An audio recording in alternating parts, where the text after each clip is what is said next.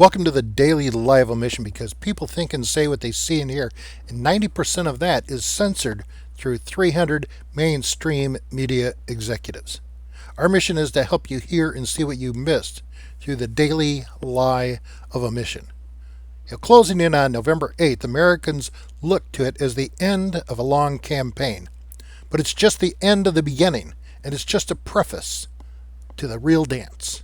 What dance, you ask?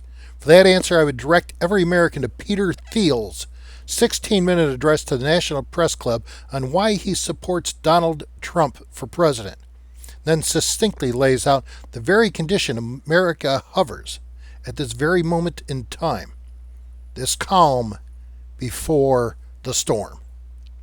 Without hesitation, Peter talks of the real disenchantment of deplorable America, hanging upon the horns of inadequate health care, exorbitant costs, creeping inflation, declining wages, an entire millennial generation weighed down by an extorted education with the prospect of an inferior life to their parents, the baby boomers who have seen their retirements vanish as all Americans look forward to a life of servitude.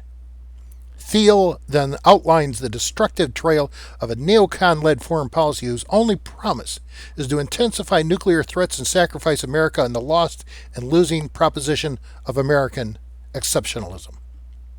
For his dedication to America, Thiel has been pilloried by Silicon Valley elitists, converted to the blind globalism of centralized control of all things, ending in the manipulation of people's minds to turn them into cattle and the destruction of the human race. I think you'll find it one of the most clarifying moments in this election year, and encourage you to invest 16 minutes in your personal awareness of our world and America. And in the immortal words of Marcus Garvey, set to song by Bob Marley, emancipate your minds from mental slavery.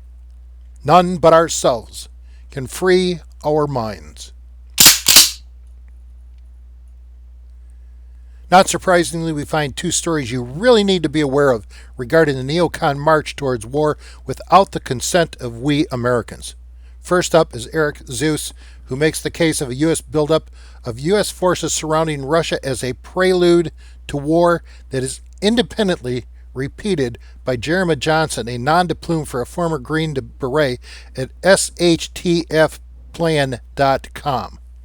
Johnson takes Zeus' reports even further, making the pointed accusation of a coming EMP false flag attack against America by our government as the prelude to dragging the nation into a limited nuclear war with Russia, for which we are wholly unprepared, if for no other reason because civilization cannot survive a nuclear World War III. Johnson touches upon Major John Rossi's alleged suicide just as he was about to take over the U.S. Space and Missile Defense Command, covering every ICBM and EMP attack or event against America. 55 years old, 33 years with the Army, loving wife, family, everything to live for, dead by an alleged suicide. No note, no history, which reeks of a purge and assassination of a man who otherwise would have never gone along with a false flag attack by our government against the American people. Don't think that can happen? You ought to go back and take a look at over 4,000 architects and engineers at ae911truth.org who have signed on to a study calling the 9/11 attacks on the Twin Towers a false flag attack by our government against the American people as the cause to go to war against everybody. That's over 4,000 licensed and trained American architects and engineers who call our government a treasonous liar. Accordingly, our next Daily Lie of Omission will report on EMPs and World War III, as we've already called the election, along with George Soros. With the Department of Homeland Security invited into 49 to 50 state electoral boards to ensure an unsecured vote count, Trump wins, but they elect Hillary and America revolts. Now it appears that our rulers are going to send America to war to divert the people's wrath and expand the empire from their abuse of our economy.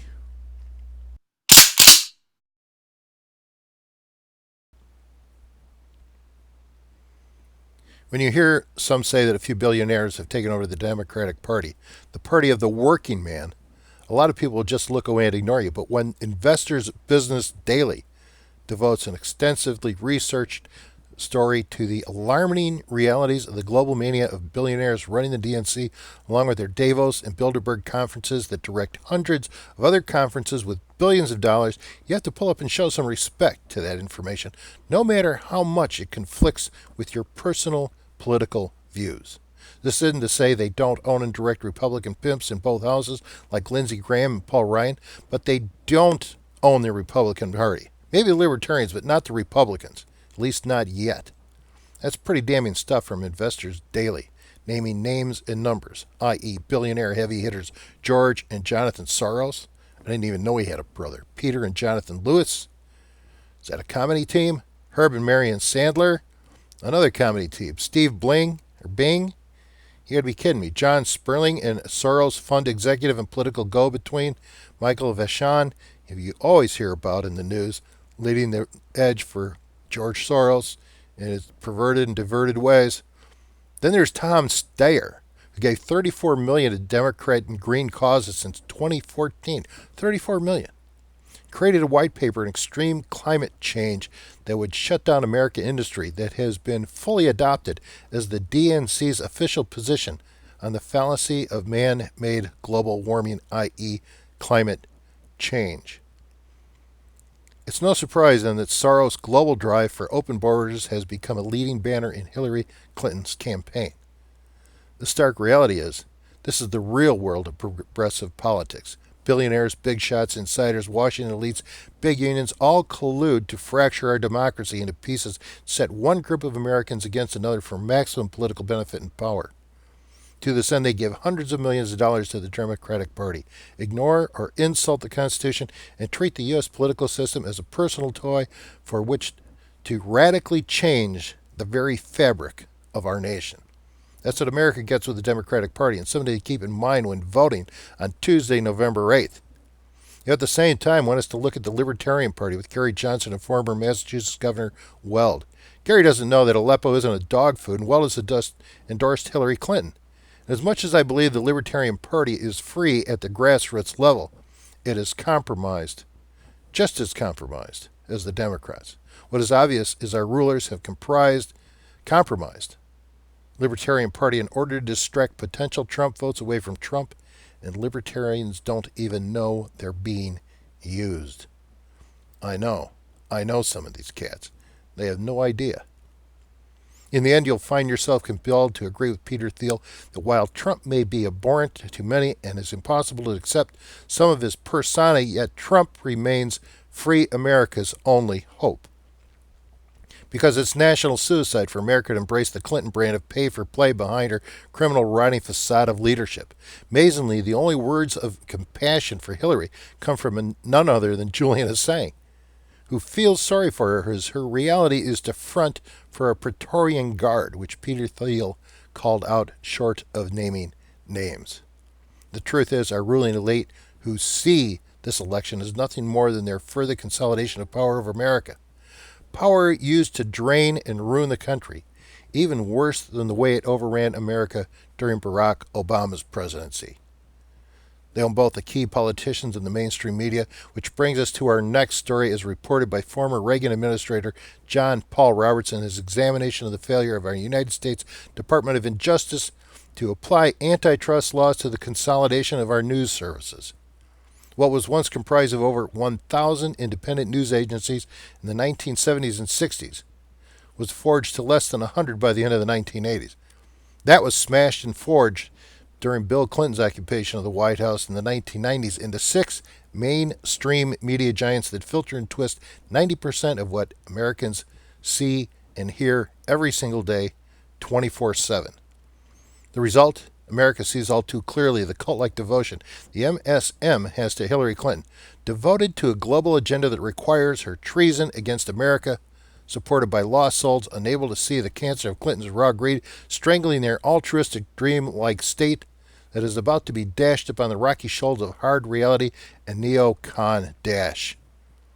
The Daily Lie of Omission has become attuned to the government releasing bad news towards the end of the week. Last week it was James Comey's investigation of Hillary, egged on by a threat of FBI agents resignations en masse, and a revolt within the Bureau, compounded by the release of Huma Abedin's mails collected by her future ex-husband as payback should she ever cut him off from her power center, which she did. That is the astoundingly perverted Carlos Danger, a.k.a. former Congressman Anthony Weiner. We're all aware of the wholesale revolt within the FBI, so this week's Daily Lie of Omission, Sneak and Release, is from the stalwart Federal Agency of Malfeasance, the US EPA. After stepping back from a release on studies of the new toxic cocktails, Monsanto's glyphosate Roundup with 2,4-D needed to cover for the failure of Monsanto's failed first round of frankenseeds and the superweeds that have morphed around it, the US EPA has now given the official green light to broadcasting glyphosate and 2,4-D, i.e. Agent Orange, all across America's farmland. They've gone from 11 states to 34. Agent Orange is glyphosate and 2,4-D. The only difference is that today engineers discovered the means to filter out the dioxin from the 2,4-D manufacturing process that has killed so many former Vietnam vets with cancer. Yeah, here in the regulated United States, 2,4-D is dioxin free, but the stuff made in China around the rest of the world isn't. Like most things made in outside America, it's cheaper, and the demand for 2,4-D in 2017 is going to be in the millions of tons annually. And even if we somehow get past the fact that we are going to bathe America in Agent Orange, the question is now, how do you regulate something that traces of dioxin in the important importation of millions of tons of Agent Orange? The answer is you can't. We can't. They can't. Most certainly the US EPA not only can't, but isn't and has no intention of doing so. And backing them up are the U.S. Department of Agriculture, the USDA, the Food and Drug Administration, FDA, run by a former Monsanto lobbyist president. Even after we set that aside, we still have the pure toxicity of Agent Orange because, once again, this is exactly what we're talking about spreading. We're talking about spreading Agent Orange across Americans' heartland and poisoning everything we eat and the water we drink. You think you've seen the population of bees and butterflies, lightning bugs crash from these agricultural cocktails? Well, get ready, America, because on top of wiping out the means to pollute 40% of what America eats, we're going to start growing four-eyed frogs and fish with legs. Autism? We'll step that up a notch, too. Chemical abuse is accumulative, but immunity is not. Many are benign, while others snare a synergy, just like people, only chemicals explode on impact. Here is the US EPA in its very rawest, transparent fraud. America sold out, not always to the highest bidder, a defect that mirrors the Clinton dynasty. If you find it criminal, no, it is treason to consider the US EPA for independent agency status. Yet this is what some in Congress want to do. I can tell you what is next: to micromanage, tax, and spend to line the pockets of oligarchs in the name of failed global warming, now called climate change. There is no way out. Yet there is. The only way to stop them is to take away the means of control. If you don't want a drunk to drive, you just take away the steering wheel and the gear shift. We Americans have to destroy the procedure in this flow chart showing the governing model of how laws are sold in America today. You might not believe, but this is how 90% of the laws in America are passed. That's how they're created. We Americans live under them every day, 270 pages, 5 days a week, year in and year out. It's called pay to play, and it's created the imperial presidency. It's the big kahuna to the Clinton Foundation. Do you think the Clintons would shut down their foundation if they ever got their hands in the White House? Oh, you bet. Who needs a foundation when you've got the Office of Information Regulatory Affairs in the White House? Well, they can collect billions and billions and billions until they burn it down. But there is a solution. It's called the state of liberty, that most happy state when the people rule over their government. You want America back? Our only way out is through a state of liberty. And if you'd like to know more, please visit www.scienceofliberty.us, where you can read about liberty legislation and the litmus test for taking over Congress, reestablishing the rule of the people over our government. You can also read for free the first chapter of The Science of Liberty, American Reformation, a serious examination of the state of liberty a political system that no one alive today has ever lived in. So it remains unknown, but you can learn about liberty and how to restore it right here. Also, the Daily Lie of Omission posts the daily news every day at the Elect a New Congress Facebook site, from which our leading stories are broadcast, now weekly, from our place in the Garden of America. Click on like here and you'll always be informed.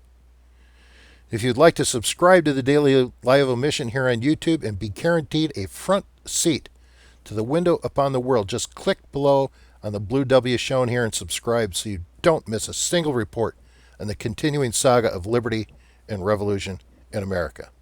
Thanks for listening. I'm your host, William W. Fawell. Surf's up, America.